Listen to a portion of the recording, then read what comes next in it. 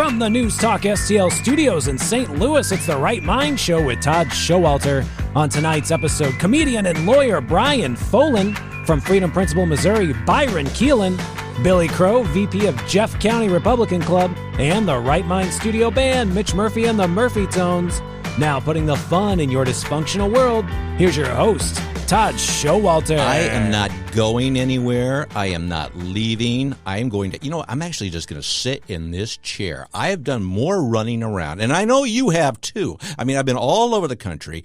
It's come to a rest. I just got back now from Chicago. I'll tell about that story. Welcome home. But you too. You just got back from your big soiree at the Lake of the Ozarks. I'm tired. I'm worn out. I'm not like youthful and energetic like you. Well, actually, I am. But I don't want to go anywhere. I literally want to sit my butt in this chair, and I'm not going to move it. I'm just not going to move it. Anybody asks me to do something, say they have free tickets to something, I'm not going. Todd, the building's on fire. I'm not moving. I am sitting in this chair, and I am not moving perpetually. Well, at least the next half an hour. So you get shivved by a homeless guy. Thank you, Tashara Jones. Yeah, thank you very much. He just popped out of the pothole. And she did have that picture again. Why does she have her picture by the baggage carousel at the airport? Okay, is that what I really want to be greeted by when I get to St. Louis, like the ambassador to crime in St. Louis?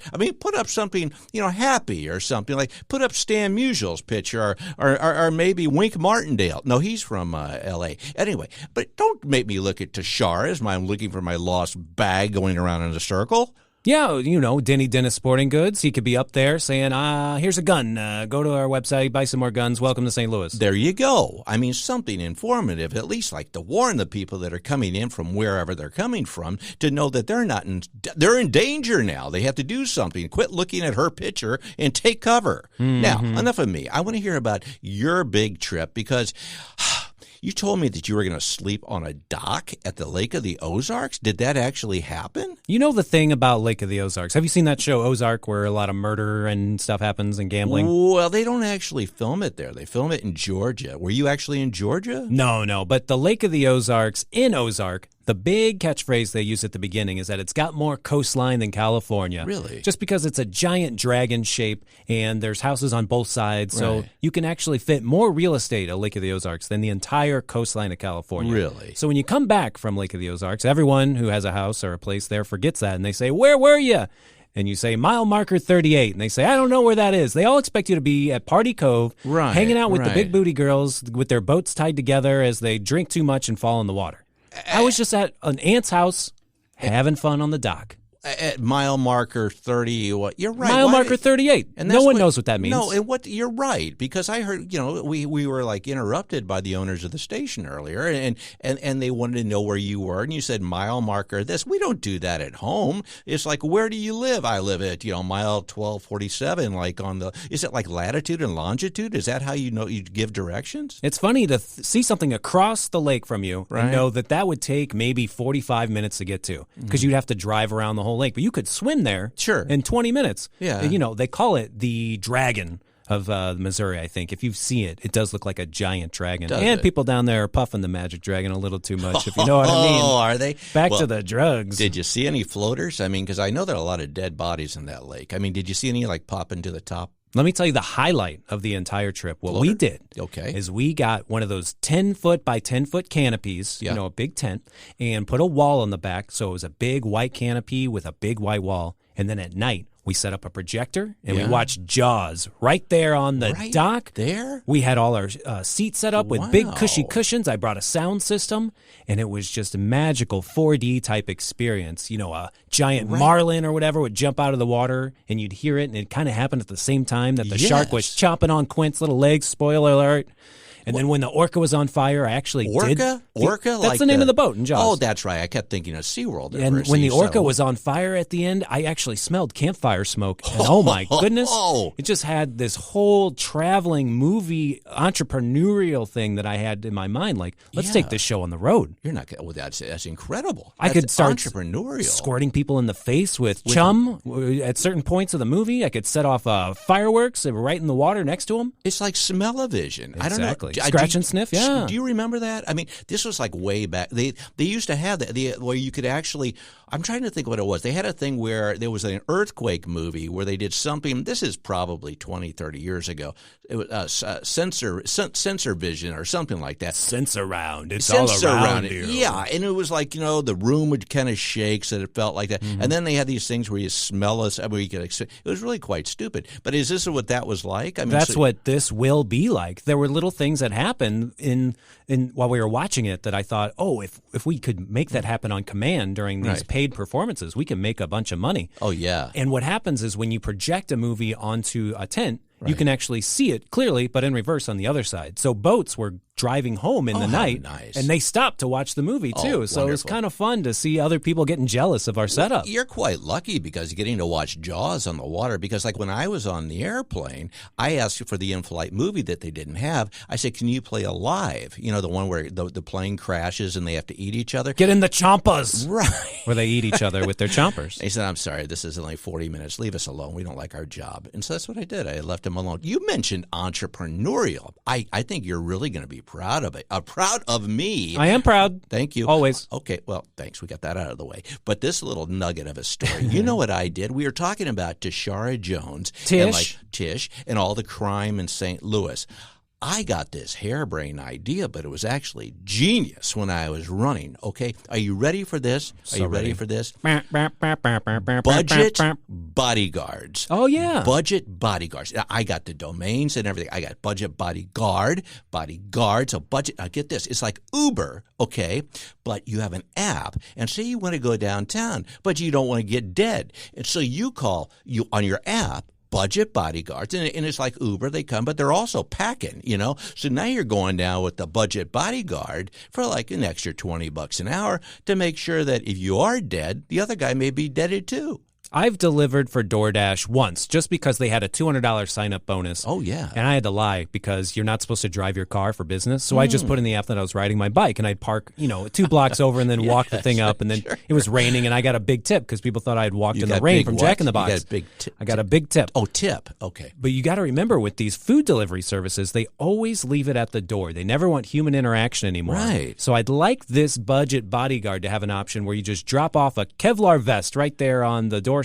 Right. And they can use it for 2 hours, and then when they're done, I'll come and pick it back up. Oh, sure. There you go. See, I mean, different tiers. You're bringing it to another level. Mm-hmm. I mean, you're right. You could have like the different packages. You could have the bronze, silver, gold, and the don't get deaded package. We could have N95 COVID mask, and we just hang it right there on the doorknob for some liberal that's scared to go outside on a walk without their mask. This is a genius idea. But you just mentioned masks. You've got me all over the board today. We could help criminals too. If they need a ski mask, we could drop them off, and we could have an online store where you could buy all of your merch for a Budget Bodyguard. You get your ski mask, you get your OJ gloves, the whole 9 yards. Wow. I feel like I've diverted from the original plan, but I love it. Well, you had to diversify. Mm-hmm. I mean, that's how you do it. You can't just like Budget Bodyguard written on the ski mask, the website on the back. There you go, budgetbodyguard.com. Yeah, I'm saying, got me flummoxed amongst it. You now said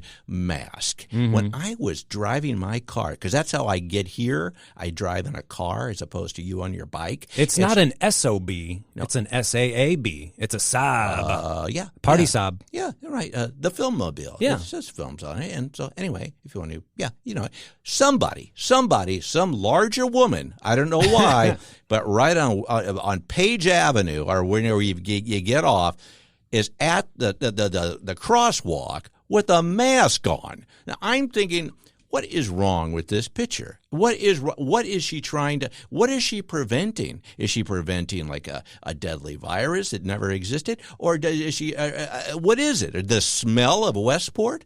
I will only accept her craziness if she also had a stick in her hand to push the button. Oh. If she was going bare finger on that crosswalk button, you're right, and then picking her nose later when she pulls the mask down, she's already been infected. She's got every herpetitis in St. Louis just by touching that button on the crosswalk. You're exactly right. You know what the dirtiest thing in the entire world apparently is? A cat's tongue.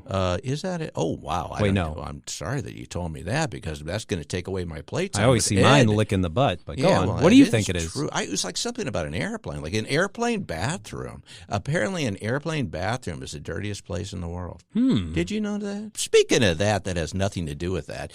These dang Southwest flight attendants, did I mention before that they're just not as happy as they used to be? I always heard that they'll drive you half the way. Like they'll fly, and then land and then just drive the next 6 hours just on the road because that's how they make it cheaper. It's so expensive to get up in the air with those things. I think you're right because, and not only that, I mean, once they are up in the air, it's like they seem aggravated that they have to do anything. I mean, I made this little joke like, the door's not going to fall off, is it? And she goes, you want to come stand in front of it? I thought that was rather terse. Why would I want to stand in front of the door if it was going to fall off? Did I mention about the old woman with the dog? No. Oh, yes. This is another Southwest. This could be a children's storybook if it's good enough. She was a crappy old woman. Who lived in a shoe. I'm like on boarding level, like, Z or something like that, because like A, B, or whatever, and I always forget to do whatever you do on the app. So I'm like way back, and so I get on the plane, and right at the third row, there's this little old woman right there, and nobody is sitting next to her. And I'm thinking, how obnoxious can she be? Certainly not as much as me. And so I figured, why is no one sitting here? So I plop my butt in the aisle seat. She's in the window seat, and I look down. You know why nobody was sitting with her? Because she had a yappy little dog in the middle, and right there in the middle. And I thought, what a living hell this is going to be. And then I'm thinking, do I just get up and leave and hurt her feelings, or do I just stay and suck it up? What I always do, I know these little dogs, their ears are hurting and they're popping. And what you got to do, you got to slip them some chewing gum. That usually will fix any ear pain that they have. And I hear they're really allergic to whatever the sugar is, sorbitol or whatever, aspartame. And then they'll probably just croak right there. Feed them some grapes, some chocolate, put them right to sleep. But it's a little dog, and she tells me the whole story, how it cost her $150 to bring it here and get it in this little box. But the flight attendant says, you had to put it under the seat. And she was a woman, too. That's how she talked. You had to put it under the seat. And she says, I paid $150 for this. And I'm in the middle of this. I'm in the middle of this whole fiasco, just wanting to be on my way. Now, here's the best part. She was a bit gassy, and the dog died anyway, no, being under the seat. It was the M&Ms that got it. Yeah, I said, here, little fluffy guy, here's an M&M. And that was pretty much it, and it died. But best part, what was it? It didn't die. She is so bent out of shape over this whole situation. They had a wheelchair waiting for her when she gets out. So they are helping her get out once we get to the boarding gate.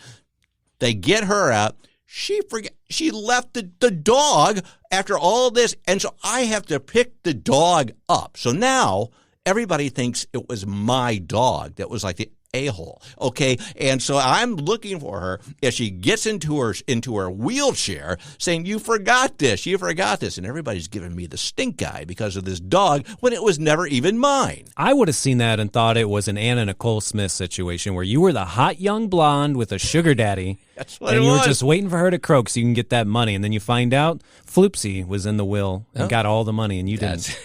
Well, actually, I'm the guy. I was at Lake of the Ozarks, and we go every year to my girl's aunt's house. Very nice house, very big house. And every year, it seemed like there was another box of dog ashes that would show up because they had a bunch of golden retrievers, and then one would die, and they'd have the dog cremated, and then they would end up back at the lake because that was the dog's favorite place to swim. Right. And they had 3 or 4 of these dogs, and each year we'd show up and there'd be another box of dog ashes on top of the mantle. And I thought, what's going to happen? These things just going to keep stacking up.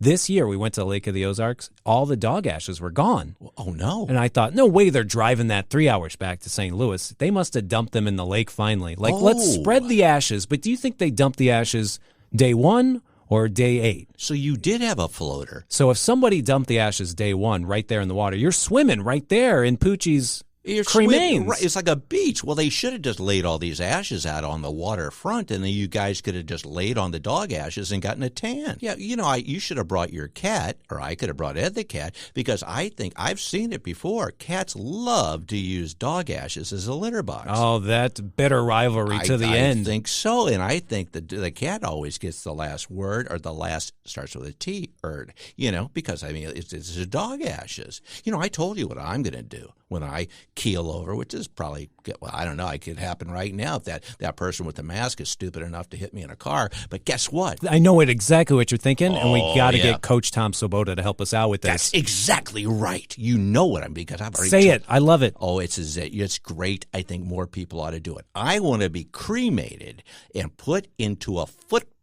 Okay, that way the kids could still play catch with Dad. Okay, so I'm dead and I'm cremated and I'm put into a football, and the kids could say, "Hey, you want to play catch with Dad?" And then they could go have a catch with Dad, even though I'm in a football. Could you imagine if this football first got used in a UFL championship game? Oh, Coach Tom could do this. And then afterwards, it's gifted to your children with autographs from all the famous names that are on the UFL, like that one guy. The guy that he hate me. Was he a guy? That guy. Yeah, him. And they could sign it. And then, you know what? Here's the best part. They could kick a field goal with it, and it could explode like one of those gender reveal parties, and they could say, "Is it a boy? Is it a girl?" No, it's Todd. Brown. It was it's tan. Todd. It is ashes. Wouldn't that be Do you think fun? your ashes will be gray, or they'll be tan? I don't know. I'm going to make sure they're tan, because I'm going to be cremated with a big, huge, not just a tube, but a huge gallon drum of my bronzer. So when it all melts and bursts, it's going to make all my ashes tan, just like my skin. You could be a pudding pop. A pudding pop. A pudding pop. Stir it up good. Wouldn't that be fun? Mm-hmm. Yeah. Theo. You know what happened while you were in Chicago? What? There was an attempted assassination on Donald Trump. Yeah. And the news broke Saturday in the 5 o'clock hour. During our show. During the Right Mind show with Todd Schowalter. Yes. And there was this big text thread. 16 people work here in this station. There's some strangers I don't even know that are on this text thread. And it's back and forth. Did you hear what happened? I'm not oh, on my it. God. Tony Colombo's rushing to the station to go live on the air and cut off the Right Mind show. And I'm about to text, could you just wait? He does that anyway. 6 more minutes until the show's over. Because if you interrupt the show, that means Todd's going to have to prorate his next cartoon he draws. And that's what you said. Leave off the eyebrows. Don't color it in. And I did. I left off the head. I left off the whole head. So what happened? Yeah. Tony Colombo cut off the Right Mind show with 3 minutes left in the show. He does that anyway. I mean, he'll come in and say, "Oh, I left my peanut butter and jelly. I have to cut half your show off." Yeah, I don't really understand. That was a crazy situation. So, yeah, I was going to talk all about that too, but I didn't want to bring people down, because I don't understand why people don't like Donald Trump. Well, he's a narcissist. Yeah, Joe Biden's a narcissist. I mean, at least Trump gets stuff done, and we had a great country. But that's a whole other show. Do you think our listens were through the roof on that particular episode? People were standing by, listening on their app in Chicago to see what NewsTalkSTL had to say, and they tune in and they heard our wonderful Admiral Andy talking about the Umpire Academy, where veterans with PTSD get to learn how to be umpires. STDs? Yeah, and PTSDs. Yeah. And they were just waiting, like, when is Admiral Andy going to mention something about this Trump shooting? Yeah, and he didn't. He didn't, I bet. It's like it was recorded on Wednesday or something, this guy. It's like a different day or something like that. Don't they realize that something terrible is going on? I don't know. Well, so thank goodness Tony Colombo cut off, the guy talking about veterans with PTSD. I mean, I think people did not need to know about how to save lives. No, yeah, he's heartless. I tell you, he's heartless. I'm just going to interrupt his show with something like dramatic, like I have a paper cut, and see how that flies. The show that comes on 6 o'clock Saturday, I forget what it is. Terrible show. Interrupt it anytime you want. I don't mind. Yeah, right.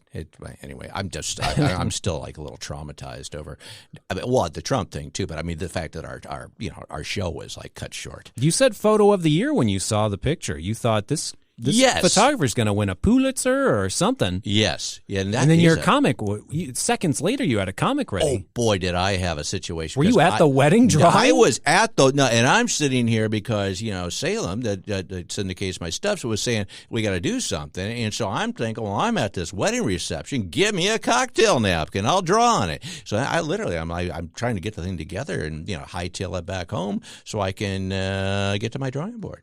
Are you going to have a new phablet, a fat tablet that you keep in your front pocket that you can draw on with your little stylus from now on? Emergency cartoon tablet? I usually just use an Etch-a-Sketch. That's perfect. Yeah, I do that. Can't run too fast or it'll shake it right up. That's what happens. It's like ashes, like you were talking about before. I think basically the Etch-a-Sketch is filled with those dog ashes that were at the Lake of the Ozarks. Anyway, we're going to have a good show. And Mitch, from what I understand, has been working. Did you hear what Mitch has been up to while we were away? He smells a little moldy. Was he no, covered in water too? I think so. Maybe, but it was like a band camp or something like that. He went to band camp, and I guess it was someplace out of lake. Because you're right, he does kind of.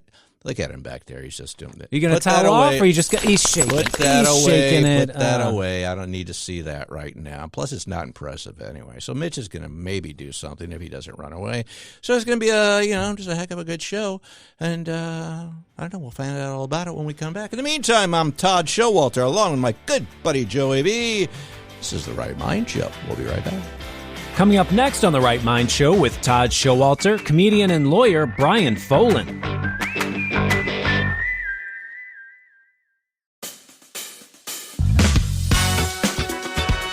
Welcome back to the Right Mind Show with Todd Schowalter on NewsTalkSTL. And now a man who couldn't cut it as a lawyer because he always lost his briefs, Todd Schowalter. And we're back. I'm Todd Schowalter, along with my buddy Joey V. And on the line now is attorney and stand-up comedian Brian Folan. Wow, an attorney and a stand-up comedian. I don't even know where to begin. How you doing, Brian? All right, I'm doing fine. And sometimes I don't even know the difference. Myself. How does this happen? I mean, were you standing in a trial one day and just started cracking jokes and everybody laughed so hard that they were acquitted and you said, hey, I ought to do this more often? How did this happen? That's pretty much it. Yeah. Really? Okay. We'll get an interview. We'll talk to you later. No, what happened? So basically it was sort of going along two different tracks. I was teaching law full time a few years ago and it's kind of not the best story. It's just a voice came into my head and told me to take up stand-up one day. So I did, and the rest is history, I guess. Okay. So you're doing, are you doing stand-up? Because I know you're in New York. Are you doing, is that primarily where you're doing your stand-up? Are you going around the country? Or what's your schedule like? Mostly in Philadelphia. I spent a lot of time based there, and the law gig cuts into the stand-up, unfortunately. Yeah. I know. Yeah. It's always the case. That can be a hassle. I know. Yeah. A while ago, I had to cancel a show I was hosting. I turned it over to a co-host because another side filed 6 motions on me, and the judge told me they were due. My response was due that day. So sometimes it gets in the way. Well, it's kind of because I sort of come from a family of lawyers. I'm kind of the black sheep. There are a lot of lawyers in my family, and most of them just really aren't that funny. And but you kind of like how did you break this trend? Mostly by just not thinking too much of the law. Okay. Yeah. That's good. So it's to try to not think like a lawyer and all of a sudden things are funny. And then when you step back from the reflexive seriousness and gravitas that you're supposed to have all the time as a lawyer, you end up seeing how funny even the legal situations are. Sure. You see people making really dumb arguments that they know are dumb, but there you go. Or bringing prosecutions that they know are dumb, but doing it anyway. So do you make a lot of jokes in your stand-up about your clients and things like that? Because I was going to hire you, but if that's what you do, I probably won't. No, I try to avoid that. There's a psychiatrist who used to perform in Philly, and he used to, I wish I'd thought of this myself, but he used to tell people, he'd say, I have a patient, everything that my patient told me is supposed to be privileged and confidential, but you guys seem pretty cool. So anyway, and he tells the story. Oh, okay. All right. Well, maybe we'll have him on next, and the three of us could have like a conversation. That could be kind of fun. Exactly. Or not. Well, on a more serious note, we were talking, off the show. I mean, you mentioned about you're subject to like this cancel culture stuff that's going on, and I am too. What's your take on this? You think this is like just some type of phase that we're going through, or you think it's here to stick? Because especially from a comedy standpoint, the fact that you can't make fun and do certain things, that kind of negates the whole point, doesn't it? I mean, what are some of the situations that you've faced? It really does. And I think it's here to stay because to me, it seemed to really come out in force in 2015, 2016, even more, after the election. All of a sudden you couldn't make any jokes. If you posted something about how it was funny, all these people crying that Hillary lost, you just got attacked for that. We're at the point where people are so deranged that, one day I told a joke. I said that Congress has canceled Mother's Day because the Democrat majority realized that Trump had a mother. Yeah, sure. Yeah. And a bunch of people were like, that's not funny. They wouldn't laugh at that, and then making jokes, say, about Biden, say a year or two ago, make a joke about Biden and his health. And I'm old enough to remember Gerald Ford and Saturday Night Live making fun of him. Me too. Right. And so you do something like that, you get either blank looks or angered looks. It's almost like, some people didn't even know that he was in bad health. And then other people are like, hey, keep it quiet. What if people find out? It'll help Trump. No. So like, it's almost like one, if you laugh at all at Biden, all of a sudden you're hurting Trump, so it became this really weird thing. But I'm hopeful that people are going to start and really you're one of the people leading the way. Like you'll speak out, you do your cartoons and stuff like that. You take a lot of flack for it, but I think more and more people are finally going to say like, okay, I held my fire for a couple of years, but I'm done doing that. I can't not say this stuff anymore. Yeah, well, one of the things I find, you mentioned my cartoons. I mean, every day. I mean, I'm just, I get hit from either by emails, Messenger or whatnot. And it's just the most ridiculous, seething, just criticism and just hate. It's not even criticism. That criticism would be nice, but it's just seething hate. And I feel like telling these people, hey, it's a damn cartoon. I mean, let's just lighten up a little bit. But the thing is, I just won't. I don't let it. This whole cancel. I just don't go along with it. And the thing is, I don't know why people think that they have to go along with it, and they're so afraid of things that are so silly. I mean, you basically have a bunch of losers that are saying, well, we're not going to support you, or we're going to try to make it harder for other people to support you. And it's like, I don't care. Go ahead, do whatever you want. If this is what you're going to dedicate your life to. I mean, do you find the same thing? Why do you think, from your standpoint, that people just don't say, look, these are a bunch of idiots? I mean, just I'm not going to, I'm just not going to take part in it. I mean, do you do that? Yeah, I mean, I do that more and more, but I think it comes down to a lot of people worry that the people who won't like it, somewhere somebody out there might have the power to cancel them, like fire them from a job, or not hire them, or not book them for a gig or something like that. So I think there's this kind of fear. And it's probably unwarranted, but I think that the fear is in proportion to the level of hatred on the other side. Mm-hmm. That people will, it's like if I tell a joke, pretend it's like 2005 or something, right? I tell a joke that might be off color or might offend somebody politically.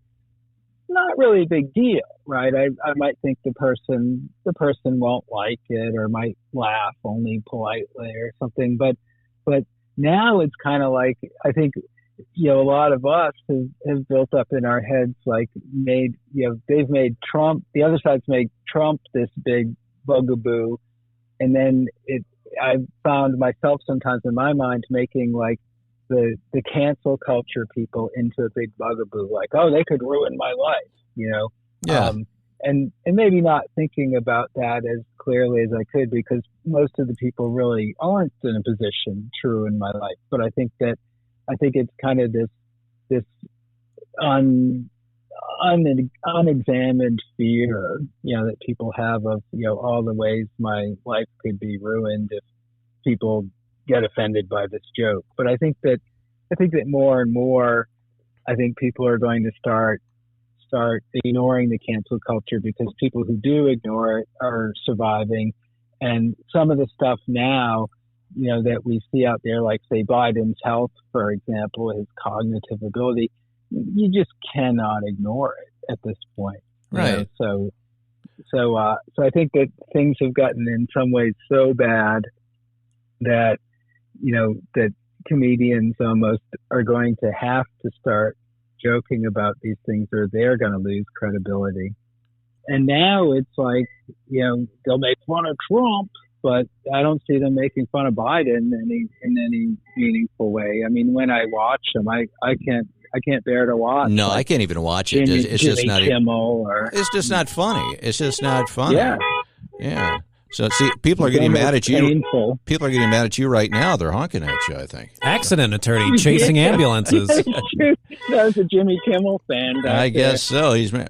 Well, Brian, I tell you what, since you're being run out of town here, I guess I'll let you go. All right, my friend. Well, thank you for joining me. Thanks again, Todd. Yeah, thanks for having me on. All right. Well, I think he was getting run out of town. I think he found out. I don't know if they knew that they were talking. He was talking to us, Joey, or they heard him, actually speak the truth. And I think maybe a bunch of liberals are trying to run him out of New York. If I was a lawyer comedian, I would have slander, defamation paperwork drawn up right there on stage. Mm-hmm. Someone heckles you. You hand that to the waitress, and you're like, could you go serve him real quick? Yeah, I love that. That might be his whole niche. Straight to jail. Straight to jail. And do not pass go. Yeah, well, I don't know. He's I tell you what, the way I met him is like he was taking a lot of hits, and I was taking a lot of hits on social media, and I just said, hey, that's how I make friends. I mean, we try to like look out for each other. That's like you found me at the dog pound, and you say, hey, he looks pretty pathetic, and it's kind of the same thing, only on social media. Joining us next is Byron Keelin from Freedom Principle, probably one of the funniest guys with one of the funniest organizations. No, actually, best haircut in the business. He does have a He has the flattest of flat tops. I always want to set something on top of it whenever I see him at our Johnny's Hideout events. Oh, I do. Just here, hold my drink. Yeah, well, be right back. Well, actually, what I do, like I'll put my whole meal. I'll have a tray, and I put it right there. Well, anyway, he's going to talk with us about something that I don't even know about because I said, hey, just talk about whatever you want. Well, we'll find out what that is when we come back. In the meantime, I am Todd Schowalter, along with my good buddy Joey B. You're listening to The Right Mind Show. We'll be right back. Coming up next on The Right Mind Show with Todd Schowalter, Byron Keelin from Freedom Principle, Missouri, and Billy Crow, VP of the Jeff County Republican Club.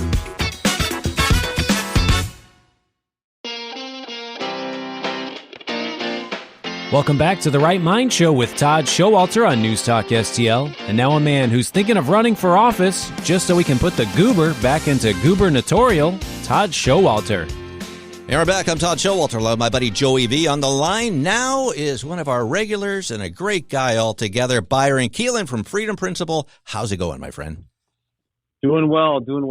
I'm enjoying listening to the convention and just seeing all the little speeches and stuff. Yesterday was really a very moving tribute with that 98-year-old World War II vet. Yeah.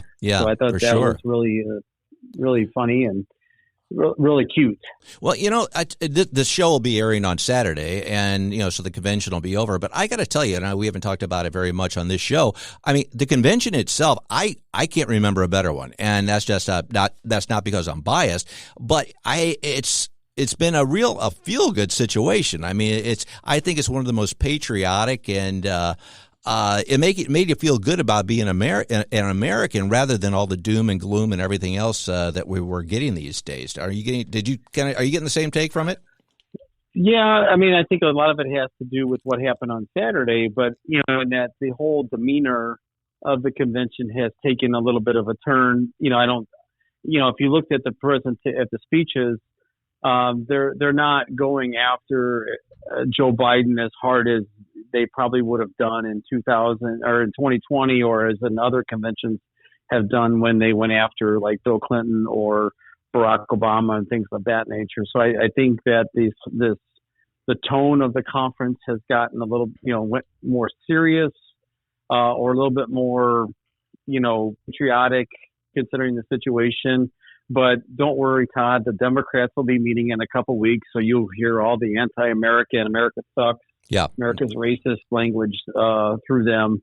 we have about 16 of our members are actually delegates to the RNC convention. So 16 of our members are up in Milwaukee right now, and they voted for in delegates and alternates in voting for Donald Trump for president. So that's one of the good things about our organization is that we're statewide, and so we're well represented up there, and encourage people to go to freedomprinciplemode.org and join.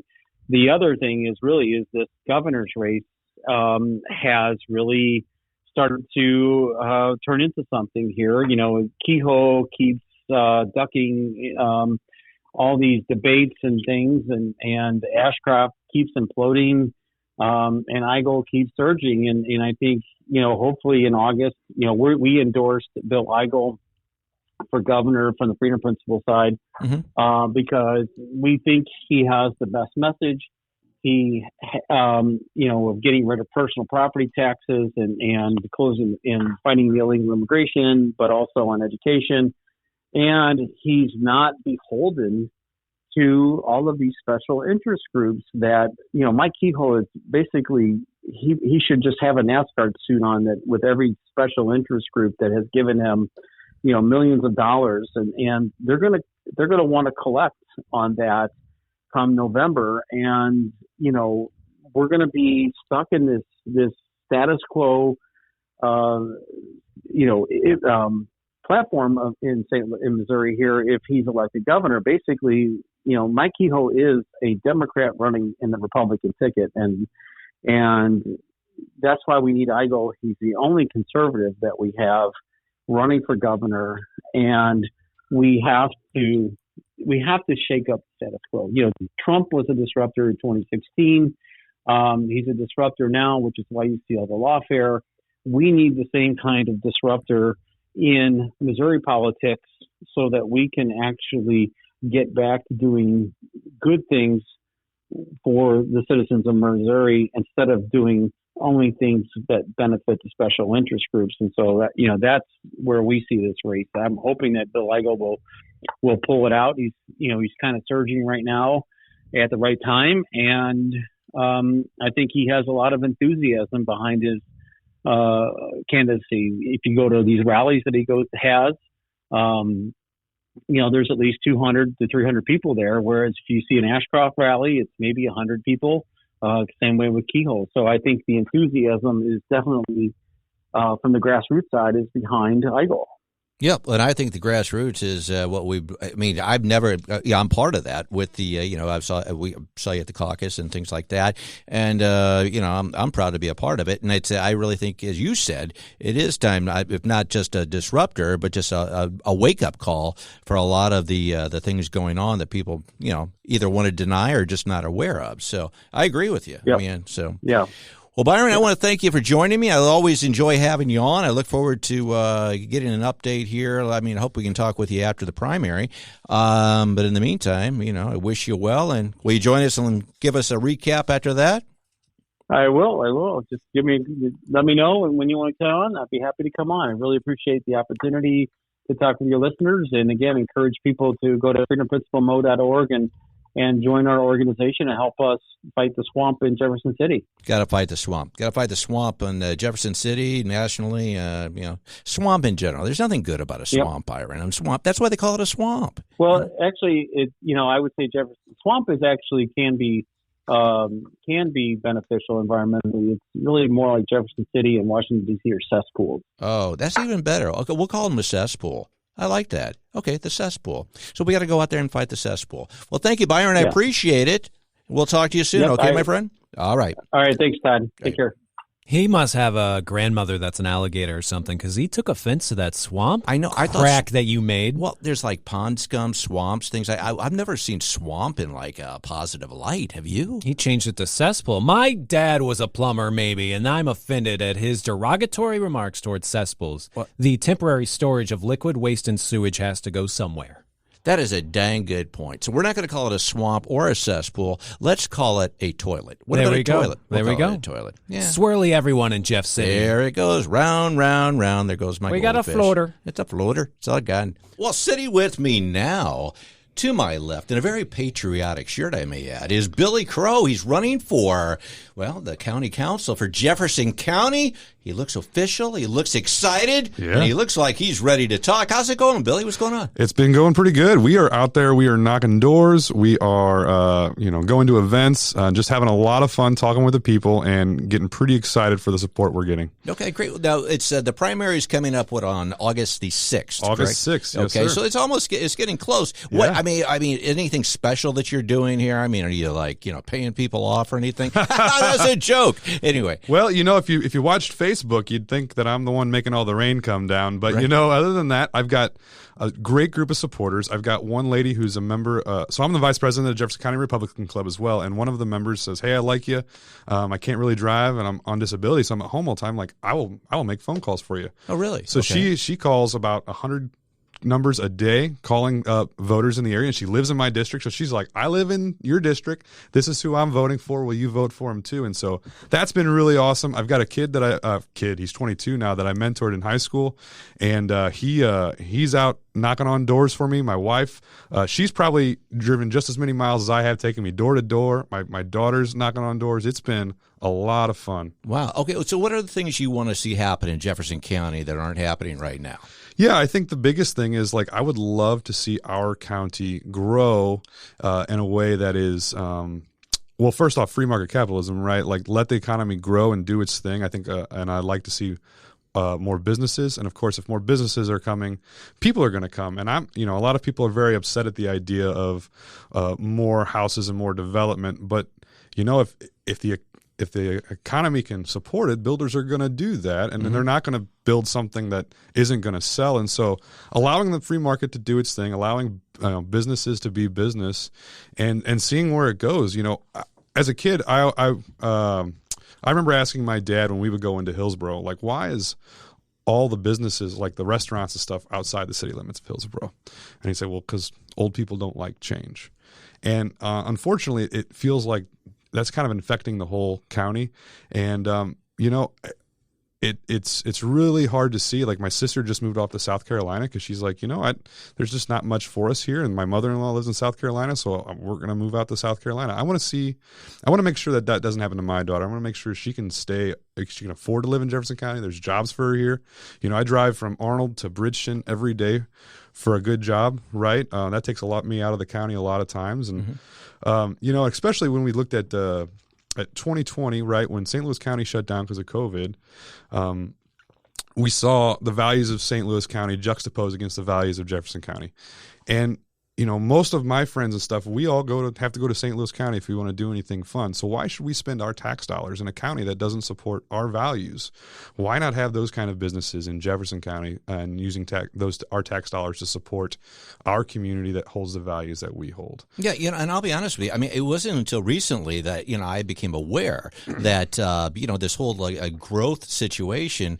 There were two sides of the coin to it. I mean, you had people that were for it, and you had people that were actually against it. And I did not understand that, because you would think if you're having growth, I mean, I don't know. I mean, you look at St. Charles. Okay, some right. people say that's good, some people say that's bad, but it certainly is it's a player now when it comes to the community. I mean, doesn't that help the residents from a tax standpoint? If you have all this extra sales tax coming in, you have which means extra revenue. Right. You think that would be a boom, in multiple ways. Yeah, I mean, that's the way I look at it, right? Like, if we're generating more revenue because there's more business and there's more people there, then our services could be better, our taxes could be lower, because at the end of the day, right, like, there's three things on the table.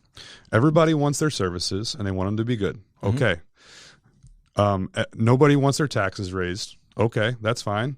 But the cost of the taxes, or the cost of the services, is going up, right, with everything. Mm-hmm. So what are you going to do?